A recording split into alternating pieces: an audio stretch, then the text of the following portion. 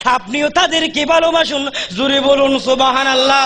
হুসাইন মিন্নি ওয়া আনা মিন হুসাইন, আহাব্বাল্লাহু ওয়া মান আহাব্বা হুসাইনা। আর হুসাইনকে যে ভালোবাসবে আল্লাহ তাকে ভালোবাসে, জোরে বলুন সুবহানাল্লাহ। সেই হুসাইন যেখানে, আমার নবী কি সেখানে আছেন? আর একটা জবান খুলে বলেন আছেন? সহিহ হাদিস হচ্ছে হুসাইন যেখানে আমার নবীও সেখানে, নবী যেখানে খোদলাম কানের খোদাও সেখানে, জোরে বলুন সুবহানাল্লাহ। আর একটা জবান খুলে বলি সুবহানাল্লাহ।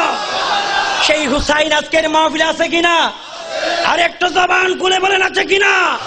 কারণ হুসাইন যেখানে আমার নবীও সেখানে, বলেন না ঠিক কিনা?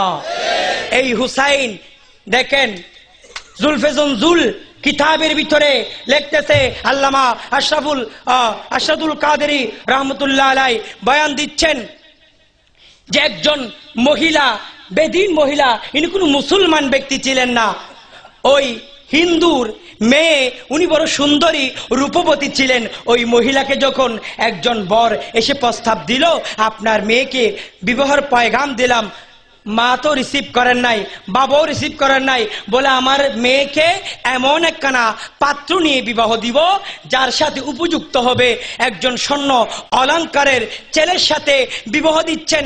এই কিতাবের ভিতর লিখতেছে যখন বিবাহ হওয়ার পরে তাকে নিয়ে যাচ্ছে নুরুদ্দিনপুর থেকে আব্দুল্লাহপুর, বলেন না কোনপুর?